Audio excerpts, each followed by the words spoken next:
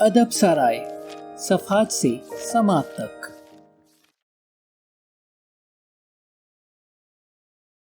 اب تک کے ساتھ اور تعاون کا شکریہ، مزید تعاون کے منتظر۔ ادب سرائے جینے کی وجہ پارٹ 5 لوگو تھراپی کے ذریعے بہترین زندگی گزارنا، بیٹر لیونگ تھرو لوگو تھراپی۔ کچھ بنیادی آراء، A few key ideas۔ Number 1، جیسا کہ ساتر کا دعویٰ ہے کہ ہم اپنی زندگی کا اصل مطلب اور مقصد پیدا نہیں کر سکتے بلکہ اس کو دریافت کر سکتے ہیں۔ نمبر 2، ہم میں سے ہر ایک کے ہونے کی ایک الگ اور انوکھی وجہ موجود ہے جو کئی سالوں میں ایڈجسٹ یا تبدیل ہو سکتی ہے۔ نمبر 3، بالکل ایک پریشانی کی طرح جو اکثر وہی چیز سامنے لاتی ہے جس کا خطرہ ہوتا ہے، اسی طرح کسی خواہش پر زیادہ توجہ دینا اور فکر کرنا اس کی تکمیل کی راہ میں بعض اوقات رکاوٹ بن جاتا ہے۔ نمبر 4، مزاح منفی سرکل کو توڑنے اور اضطراب کو کم کرنے میں مددگار ثابت ہوتا ہے۔ نمبر 5، ہم میں سے ہر ایک کے اندر اچھے سے اچھا اور مشکل سے مشکل کام کرنے کی صلاحیت موجود ہے۔ مساوات کی اس طرف کا اختتام وہاں ہوتا ہے جہاں ہمارا اختتام ہوتا ہے، اور یہ ہمارے فیصلوں پر منحصر ہوتا ہے، نہ کہ ان حالات پر جن میں ہم خود کو پاتے ہیں۔ آگے ہم 4 ایسے کیس دیکھیں گے جن کا تعلق خود فرینکل کے تجربات سے ہے، جس کے ذریعے ہم زندگی کے معنی اور مقصد کو بہتر طریقے سے سمجھ سکتے ہیں۔ انفرادی عقائد کا تجزیہ نمبر 1، case study Victor Frankl. Germany کے قیدیوں کے کیمپوں میں اور اسی طرح بعد میں جاپان اور کوریا کے کیمپوں میں بھی بعد میں یہ معاملہ ہوا کہ ماہرین نفسیات نے اس بات کی تصدیق کی کہ زندہ رہنے کا سب سے بڑا امکان رکھنے والے اور خود کو فٹ رکھنے والے وہ قیدی تھے جن کے پاس کچھ ایسی چیزیں اور کام تھے جو وہ لوگ قید خانہ سے باہر دنیا میں کرنا چاہتے تھے۔ وہی لوگ یہ خواہش رکھتے تھے کہ یہاں سے زندہ باہر نکلنے کی بڑی اشد ضرورت ہے۔ یہی فرینکل کی حقیقت اور سچائی ہے۔ رہائی ہونے کے بعد لوگو تھراپی کے ایک ادارے کو بڑی کامیابی کے ساتھ ترقی دی اور یہ محسوس کیا کہ وہ خود ہی اپنے ادارے کا سب سے پہلا پریکٹیکل مریض تھا۔ اب فرینکل کے پاس حاصل کرنے کے لیے ایک مقصد موجود تھا جس نے اس کو ثابت قدم رہنے میں مدد فراہم کی۔ وہ اس حال میں آشوٹس پہنچا کہ اس کے ہاتھ میں ایک مسودہ تھا جس میں اس نے اپنے طرز زندگی کیریئر کے دوران جو بھی نظریات اور تحقیقات کی تھی وہ سب کچھ ایک مجموعے کی شکل میں موجود تھا اور مسودہ پبلش ہونے کے لیے بالکل تیار تھا۔ جب مسودہ تکمیل کے مراحل کو چھو رہا تھا تو اس نے اس پر ایک مرتبہ اور کام کرنے کو ضروری سمجھا۔ یہی وہ چیز تھی جس نے اس کو زندگی کی طرف دھکیلا، اور قیدی کیمپ کے مسلسل خوف و ہراس کے درمیان بھی اس کی زندگی کو معنی عطا کیے۔ ان تمام سالوں میں بہت ہی زیادہ اور خاص طور پر ان ایام میں جب وہ نائفس ایک قسم کا بخار بیماری کا شکار تھا، اس دوران وہ اپنے کھوئے ہوئے یا باقی رہے ہوئے کام کے مختلف نکات اور کلیدی الفاظ کو جزیات کی صورت میں مختلف کاغذ کے ٹکڑوں اور ردی پر نوٹ کر لیتا تھا۔ انفرادی عقائد کا تجزیہ نمبر 2، امریکی سفارتکار۔ Case study the American diplomat. شمالی امریکہ کا ایک بہت ہی اہم سفارتکار فرینکل کے پاس آیا تاکہ وہ اپنے علاج کا اسی مقام سے آغاز کر سکے جہاں سے اس نے 5 سال قبل متحدہ امریکہ میں آغاز کیا تھا اور جس کے لیے رخصت بھی لے چکا تھا۔ جب فرینکل نے اس سے پوچھا کہ آپ نے دوبارہ کیوں تھراپی شروع کی اور کی بھی اسی مقام سے جو کہ پرانا مقام تھا، تو سفارتکار نے جواب دیا کہ اس کو اپنی ملازمت اور اپنے ملک کی بین الاقوامی پالیسیوں سے سخت نفرت ہے جن کو اس کی پیروی بھی کرنا پڑتا ہے اور عمل بھی کرنا ہوتا ہے، اور دوسری طرف اس کا امریکی ماہر نفسیات جس سے وہ کئی سالوں سے علاج کروا رہا ہے وہ اس بات پر مصر تھا کہ تم اپنے والد سے صلح کر دو تاکہ تمہاری نوکری اور تمہاری ملکی پالیسیاں جو کہ بات کا مسئلہ ہے وہ واضح ہو جائیں، اور جس کی وجہ سے عین ممکن ہے کہ وہ آپ کو بہت ہی کم غیر متفق نظر آئیں۔ تاہم فرینکل نے چند ہی دفعہ کی ملاقاتوں سے دکھا دیا کہ اس کی مایوسی کا اصل سبب صرف اور صرف یہ ہے کہ اس کیریئر جس میں وہ ہے اس سے مختلف کیریئر کا خواہاں ہے، اور یہی وہ آئیڈیا اور حل تھا جس پر سفارتکار کو قرار آیا، اور اس نے اپنے علاج کو روک کر اس پر عمل کیا جو کہ اس کا اصل حل تھا۔ پورے 5 سال کے بعد مذکورہ سفارتکار نے فرینکل کو مطلع کیا کہ وہ ان گزشتہ سالوں میں مختلف قسم کے پیشوں کے ساتھ وابستہ رہا ہے، اور یہ بھی بتایا کہ اب وہ بہت خوش ہے۔ فرینکل کے خیال کے مطابق ان گزشتہ سالوں میں جب اس کا علاج ہو رہا تھا اس کو نفسیاتی علاج کی ضرورت ہی نہ تھی، بلکہ اس سے بھی بڑھ کر یہ بات کہ اس شخص کو تو مریض بھی نہیں کہا جا سکتا تھا کہ جس کو علاج کی ضرورت ہو، کیونکہ حقیقت یہ ہے کہ وہ تو صرف اور صرف زندگی کے ایک نئے اور اصلی مقصد کی تلاش میں تھا۔ جیسے ہی اس کو اپنا مقصود حاصل ہوا اس کی زندگی نے گہرے معنی کو تلاش کیا۔ انفرادی عقائد کا تجزیہ نمبر 3، خودکشی کرنے والی ماں۔ کیس اسٹڈی، دی سوسائڈل مدر۔ ایک ایسے لڑکی کی ماں جو 11 سال کی عمر میں فوت ہو گیا تھا اور اس کی ماں نے خود کو اور اپنے دوسرے بیٹے کو جان سے مارنے کی کوشش کی۔ اس کو فرینکل کے کلینک میں داخل کرایا گیا اور حال یہ تھا کہ اس کا دوسرا بیٹا پیدائشی ہی مفلوج تھا، جس نے اپنی ماں کو اس کا منصوبہ پورا کرنے سے روک دیا تھا۔ یہ لڑکا اس بات کا یقین رکھتا تھا کہ اس کی زندگی کا ایک مقصد ہے اور اگر اس کی ماں خود کو اور اس لڑکے کو مار دے گی تو یہ عمل اس کو اپنے مقصد کے حصول سے روک دے گا۔ اس عورت نے اپنی زندگی کی کہانی ایک گروپ سیشن میں شیئر کی۔ فرینکل نے اس عورت کی مدد کرنے کے لیے ایک دوسری عورت سے مدد لی اور اس کو مذکورہ کہانی کی فرضی صورتحال کو اختیار کرنے کو کہا تاکہ اس مطلوبہ عورت کے لیے ایک عملی مشق پیش کی جا سکے۔ فرینکل نے اس عورت سے کہا کہ اب تم اپنے بستر مرگ پر لیٹ کر یہ تصور کرو کہ تم دولت مند بوڑھی خاتون ہو مگر اولاد کے بغیر ہو۔ فرضی ڈرامہ پیش کرنے والی خاتون چیخ اٹھی کہ اس وقت مجھے ایسا محسوس ہو رہا ہے گویا میں دنیا کی سب سے زیادہ ناکام عورت ہوں اور میں زندگی کو بے مقصد ہی کھو چکی ہوں۔ پھر جب فرینکل نے خودکشی کرنے والی والدہ کو اپنی موت کے بارے میں تصور کرتے ہوئے اسی مشق کو دہرانے کا کہا تو اس عورت نے اپنی زندگی کی طرف مڑ کر دیکھا اور یہ محسوس کیا کہ اس نے اپنے دونوں بچوں کے لیے ہی تو سب کچھ کیا ہے، اپنی تمام طاقت اور صلاحیت ان کے لیے ہی تو صرف کی ہے۔ اس نے پھر اپنے مفلوج بیٹے کو ایک اچھی زندگی بخشی تھی جس سے وہ ایک معقول اور مناسب حد تک ذمہ دار اور خوش انسان کی حیثیت سے واضح ہوا تھا۔ اس عورت نے روتے ہوئے مزید اس بات کا اضافہ کیا کہ اگر میں اپنے ماضی کو دیکھوں تو میں اپنے ماضی کی زندگی کو سکون اور اطمینان کے ساتھ دیکھ سکتی ہوں، کیونکہ میرے پاس یہ اختیار ہے کہ میں یہ کہہ سکوں کہ میری زندگی معنی سے بھرپور ہے اور میں نے اس کو پوری طرح سے جینے کے لیے بہت کوشش کی ہے۔ میں نے اپنی پوری کوشش کی ہے اور میں نے اپنے بیٹے کے لیے بھی اپنی پوری کوشش کی ہے اور مزید یہ کہ میری زندگی میں کوئی ناکامی نہیں ہے۔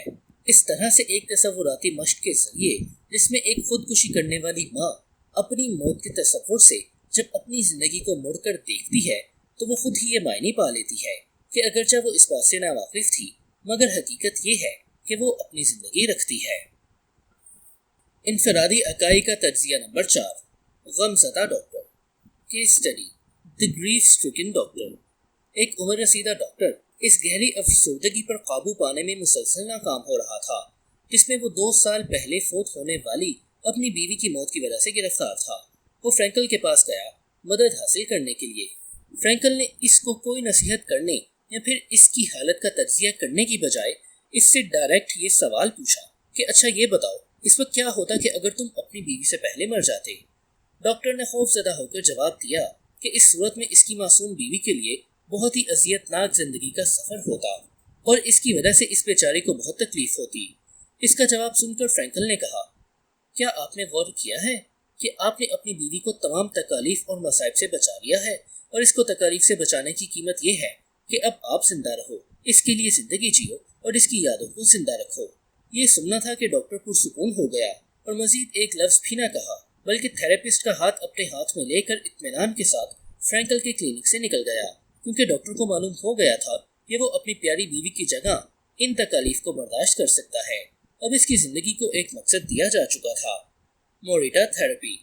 چند سال قبل تقریباً اسی دہائی میں جب لوگو تھراپی وجود میں آئی تھی، در حقیقت شوما موریٹا نے اپنی زندگی پر مبنی بر مقصد تھراپی پیش کی، پرپس سینٹرڈ تھراپی، جو کہ اعصابی مسائل کے علاج، جنونی ہونے کی بیماری کے علاج اور پوسٹ ٹرومیٹک سخت صدمہ، جذباتی دباؤ، نفسیاتی دھچکا وغیرہ لگنے سے پیدا ہونے والی حالت میں بہت ہی مفید اور متاثر ثابت ہوئی تھی۔ اور مزید یہ کہ ایک نفسیاتی تھراپسٹ ہونے کی حیثیت سے شوما موریٹا ایک زین بدھسٹ تھا اور اس کی پیش کردہ تھراپی نے جاپان پر دیر پا روحانی اثرات چھوڑے۔ مغربی تھراپی کی بہت سی اقسام مریض کے جذبات کو قابو کرنے یا پھر ان میں ترمیم کرنے پر مرکوز ہیں۔ مغرب میں ہم اس بات پر یقین رکھتے ہیں کہ جو کچھ ہم سوچتے ہیں وہ اس بات پر اثر انداز ہوتا ہے جو کچھ ہم محسوس کرتے ہیں، اور جو کچھ ہم محسوس کرتے ہیں جوابی طور پر وہی ہمارے اعمال پر اثر انداز ہوتا ہے یا اس کی وجہ سے ہم عمل کرتے ہیں۔ اس کے برعکس موریٹا تھراپی مریضوں کو اپنے جذبات کو قابو کرنے کی کوشش کیے بغیر ان کو قبول کرنے کی تعلیم دینے پر مرکوز ہے، کیونکہ ان لوگوں کا ماننا ہے کہ ان کے افعال کے نتیجے میں ان کے جذبات خود بخود بدل جائیں گے۔ مریض کے جذبات کو قبول کرنے کے ساتھ ساتھ موریٹا تھراپی عمل کی بنیاد پر نئے جذبات کو تخلیق کرنے کی کوشش کرتی ہے۔ موریٹا کے مطابق یہ جذباتی تجربے اور تکرار کے ذریعے سے سیکھے جاتے ہیں۔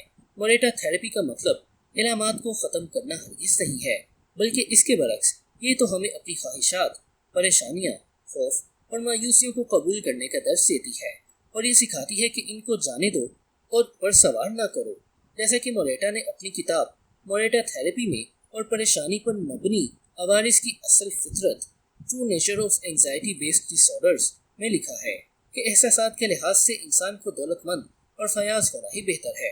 موریٹا نے مندرجہ ذیل داستان یا کہانی کی مدد سے منفی احساسات کو چھوڑنے کے خیال کی وضاحت کی ہے۔ ایک گدھا جو ایک رسی کے ساتھ کسی مقام پر بندھا ہوتا ہے خود کو آزاد کرنے کی کوشش میں اس مقام یا کھونٹے کے گرد گھومتا رہتا ہے، جس کے نتیجے میں اس کے گلے کی رسی مزید تنگ اور اس کی لمبائی مزید کم ہو جاتی ہے۔ اس کے علاوہ کچھ بھی حاصل نہیں ہوتا۔ بالکل یہی چیز اسی طرح جنونی سوچ رکھنے والے لوگوں پر بھی لاگو ہوتی ہے، جو اپنے خوف اور تکلیف سے بچنے کی کوشش کرنے کے چکر میں جو کہ اپنی تکلیفوں میں مزید پھنستے چلے جاتے ہیں۔ موریٹا تھراپی کے بنیادی اصول، The Basic Principles of Morita therapy. Number 1، اپنے جذبات کو قبول کریں۔ اگر ہمارے پاس جذبات سے بھرپور خیالات ہیں تو ہمیں ان سے چھٹکارا پانے یا ان پر قابو پانے کی کوشش نہیں کرنی چاہیے، کیونکہ ایسا کرنے کی صورت میں یہ جذبات مزید طاقتور اور منہ زور ہو کر سامنے آتے ہیں۔ زین ماسٹر انسانی جذبات کے بارے میں بات کرتے ہوئے یہ کہے گا کہ اگر ہم ایک لہر کی مدد سے دوسری سے بچ نکلنے کی کوشش کریں گے تو لامحالہ طور پر ہم ایک نہ ختم ہونے والے سمندر میں ختم ہو جائیں گے۔ ہم بذات خود اپنے احساسات کو پیدا نہیں کرتے، بلکہ وہ تو خود سے آتے ہیں، لہٰذا ہمیں ان کو قبول کرنا چاہیے، اور چال یہی ہے کہ ان کا استقبال کریں۔ موریٹا نے ان جذبات کو موسم سے تشبیہ دی ہے۔ ہم نہ تو ان کی پیشگوئی کر سکتے ہیں اور نہ ہی ان کو کنٹرول کر سکتے ہیں، ہم صرف ان کا مشاہدہ کر سکتے ہیں۔ اس مقام پر اکثر موریٹا نے ویتنامی راہب تھیچ نہات ہینہ کا حوالہ دیا ہے، جو ایسے وقت میں کہے گا، ہیلو احساس تنہائی، تم آج کیسے ہو؟ آ جاؤ میرے پاس بیٹھ جاؤ، میں تمہارا اچھا خیال رکھوں گا۔ نمبر 2، وہی کریں جو آپ پہلے سے کر رہے ہیں۔ ہمیں علامات کو ختم کرنے پر توجہ نہیں دینی چاہیے، کیونکہ بازیافت یا ریکوری تو خود بخود ہی آ جائے گی، بلکہ اس کی بجائے ہمیں اپنے لمحہ موجود پر توجہ مرکوز کرنی چاہیے، اور اگر ہم پریشانی کا شکار ہیں تو ان پریشانیوں کو قبول کرنے پر توجہ دینی چاہیے۔ ہمیں صورتحال کو گہرائی اور دانش مندی سے سمجھنے اور اس کی تہ تک جانے سے گریز کرنا چاہیے۔ ایک تھراپسٹ کا مشن مریض کے کردار کو ترقی دینا ہے تاکہ وہ کسی بھی صورتحال کا سامنا کرنے کے قابل ہو سکے، اور ہم ان چیزوں سے جو ہم کرتے ہیں ایسے کردار کی بنیاد رکھتے ہیں۔ موریٹا تھراپی اپنے مریض کو وضاحت پیش نہیں کرتا، بلکہ مریض کو اپنے اعمال اور سرگرمیوں سے سبق سیکھنے کی اجازت دیتی ہے۔ یہ تھراپی آپ کو یہ نہیں بتاتی کہ غور و فکر کیسے کرنا ہے اور کیسے ایک دیوان اپنے پاس رکھنا ہے کہ مغربی تھراپسٹ کیا کرتے ہیں۔ اب یہ بات مریض پر منحصر ہے کہ وہ کیسے تجربات کے ذریعے دریافتیں کرتا ہے۔ نمبر 3، اپنی زندگی کے مقصد کو دریافت کریں۔ ہم اپنے جذبات کو کنٹرول نہیں کر سکتے، مگر ہم اپنے ہر دن کے اعمال کی ذمہ داری اور اختیار قبول کر سکتے ہیں، اور یہی وجہ ہے کہ ہمیں اپنے مقصد کا واضح ادراک رکھنا چاہیے اور موریٹا تھراپی کے منتر کو ہر وقت ذہن میں رکھنا چاہیے۔ ہمیں ابھی اس وقت کیا کرنے کی ضرورت ہے؟ اس مقصد اور گول کو حاصل کرنے کی کلید صرف اور صرف اپنے اندر جھانکنے کی ہمت پیدا کرنا ہے تاکہ اپنا اکیگائی حاصل کیا جا سکے۔ موریٹا تھراپی کے 4 مراحل، The 4 phases of Morita therapy. Morita therapy کا اصل علاج جو کہ 15 سے 21 دن پر مشتمل ہے، وہ مندرجہ ذیل مراحل پر مشتمل ہے۔ نمبر 1، تنہائی اختیار کرنا اور آرام کرنا۔ 5 سے 7 دن تک علاج کے پہلے ہفتے کے دوران مریض کسی بھی قسم کے بیرونی محرکات کے بغیر 5 سے 7 دن تک کمرے میں آرام کرتا ہے، جہاں پر ٹیلی ویژن، کتاب، فیملی، دوست اور بات کرنے والا موجود نہ ہو۔ وہ سب کچھ جو اس کے پاس ہوگا وہ اس کی سوچیں ہوں گی۔ مریض زیادہ تر دن لیٹ کر گزارتا ہے اور باقاعدگی کے ساتھ اپنے مالج کے پاس چکر لگاتا ہے۔ جہاں پر معالج بھی اس سے کم بات چیت کرنے کی کوشش کرتا ہے۔ معالج بس مریض کو مشورہ دیتا ہے، اپنی تنہائی میں محض اپنے جذبات کے اتار چڑھاؤ کا مشاہدہ کرے، پھر جب مریض اکیلا رہنے سے بور ہونے لگے اور دوبارہ سے اپنے کام کا آغاز کرنے کی خواہش کا اظہار کرے تو اب یہ تھراپی کے دوسرے مرحلے پر منتقل ہونے کے قابل ہو چکا ہے۔ نمبر 2، ہلکی پھلکی پیشہ ورانہ تھراپی۔ اس مرحلے میں مریض خاموشی کے ساتھ بار بار کام انجام دیتا ہے۔ ان کاموں میں سے ایک کام ہوتا ہے کہ وہ اپنے احساسات اور خیالات کے بارے میں ڈائری نوٹ کرتا ہے۔ مریض بند ہونے کے ایک ہفتہ کے بعد باہر کی طرف چلا جاتا ہے، قدرتی مناظر میں چہل قدمی کرتا ہے اور سانس لینے کی مشق کرتا ہے۔ اس کے ساتھ ساتھ عام سرگرمیاں کرنا شروع کر دیتا ہے، جیسے کہ باغبانی، ڈرائنگ یا پھر پینٹنگ وغیرہ۔ مگر اس مرحلے کے دوران بھی مریض کو معالج کے علاوہ کسی سے بات کرنے کی اجازت نہیں ہوتی۔ نمبر 3، پیشہ ورانہ تھراپی۔ اس مرحلے میں مریض ایسے کام سر انجام دیتا ہے جن میں جسمانی حرکت کی ضرورت ہوتی ہے۔ ڈاکٹر موریٹا یہ پسند کرتا ہے کہ اس کے مریض لکڑی کاٹنے کے لیے پہاڑوں اور جنگلوں کی طرف نکل جائیں۔ جسمانی کاموں کے ساتھ ساتھ مریض دوسری سرگرمیوں میں بھی کھویا رہتا ہے، جیسے کہ لکھنا، پینٹنگ بنانا یا کوزہ گری، سیرامکس بنانا وغیرہ۔ مریض اس مرحلہ پر دوسروں سے بات کر سکتا ہے، لیکن صرف مدد اور کام کے بارے میں، اس کے علاوہ نہیں۔ نمبر 4، معاشرتی زندگی اور حقیقی دنیا کی طرف واپسی۔ مریض ہسپتال کو چھوڑ دیتا ہے، معاشرتی زندگی میں خود کو دوبارہ متعارف کرواتا ہے، لیکن علاج کے دوران تیار کردہ مراقبہ اور پیشہ ورانہ تھراپی کے طریقوں کو اسی طرح برقرار رکھتا ہے۔ اس کا مقصد یہ ہے کہ معاشرے کے اندر ایک نئے فرد کی حیثیت سے شمولیت اختیار کرے، اپنے مقصد کے شعور کے ساتھ، نہ کہ معاشرتی اور جذباتی دباؤ کے پنجوں میں جکڑے ہوئے ایک انسان کے طور پر۔ نائکین مراقبہ۔ موریٹا نائکین خود شناسی کے مراقبہ، نائکین انٹروسپیکٹیو میڈیٹیشن کے ایک عظیم سین ماسٹر تھے۔ ان کی زیادہ تر تھراپی اسی اسکول کی ان کی سوچ اور علم پر مبنی ہے، جو کہ مذکورہ 3 سوالوں پر منحصر ہے، جو کہ ہر فرد، مرد و عورت کو خود سے ضرور پوچھنے چاہیے۔ نمبر 1، میں نے ایکس پرسن آخری ملنے والے سے کیا حاصل کیا ہے؟ نمبر 2، میں نے ایکس پرسن آخری ملنے والے کو کیا دیا ہے؟ نمبر 3، میں نے ایکس پرسن آخری ملنے والے کے لیے کون سی پریشانی پیدا کی ہے؟ یہ وہ مظاہر ہیں جن کے ذریعے سے ہم دوسروں کو اپنی پریشانیوں کی وجہ سمجھانا اور ان کو اس حیثیت سے شناخت کرنا چھوڑ دیں گے اور اپنی ذات میں اپنی ذمہ داری کا احساس گہرا حاصل کر سکیں گے۔ جیسا کہ موریٹا نے کہا تھا، اگر آپ ناراض ہیں اور غصے میں ہیں اور لڑنا چاہتے ہیں تو کم از کم اس معاملے پر 3 دن تک اس کو کرنے سے پہلے سوچیں۔ 3 دن کے بعد لڑنے کی یہ شدید خواہش خود بخود ہی ختم ہو جائے گی۔ اور اب اکیگائی۔ لوگو تھراپی اور موریٹا تھراپی دونوں ایک ذاتی اور انوکھے تجربے کی بنیاد ہیں، جن کو آپ بغیر معالج اور روحانی اعتکاف کے بھی حاصل کر سکتے ہیں۔ آپ کی اکیگائی کو تلاش کرنے کا مشن ہی آپ کے وجود کا ایندھن ہے۔ ایک بار جب آپ اس کو پا لیں تو آپ کا کام صرف تھوڑی سی ہمت کرنا اور کوشش کر کے خود کو سیدھے راستے پر کاربند رکھنا ہے۔ مندرجہ ذیل ابواب میں ہم ان بنیادی امور پر نظر ڈالیں گے جن کی آپ کو اس راستے پر آگے بڑھنے کے لیے ضرورت ہوگی۔ جن کاموں کا آپ نے انتخاب کیا ہے کہ وہ آپ کرنا چاہتے ہیں، ان میں بہاؤ اور روانگی کو تلاش کرنا، متوازن سطح اور درجے سے کھانا کھانا، کم شدت والی ورزش اور کام کرنا، اور یہ سیکھنا کہ جب بھی مشکلات پیش آئیں تو ہار نہیں ماننی۔ اس سب کو کرنے کے لیے آپ کو یہ قبول کرنا پڑے گا کہ یہ دنیا اور اس طرح یہاں رہنے والے لوگ اگرچہ نامکمل ہیں، لیکن اس کے باوجود یہ اب بھی ترقی، بڑھوتری اور کامیابی کے مواقع سے بھری پڑی ہے۔ کیا آپ اپنے آپ کو ایسے جذبات میں ڈالنے کے لیے تیار ہیں جیسے کہ یہ دنیا کی سب سے اہم اور قیمتی چیز ہے؟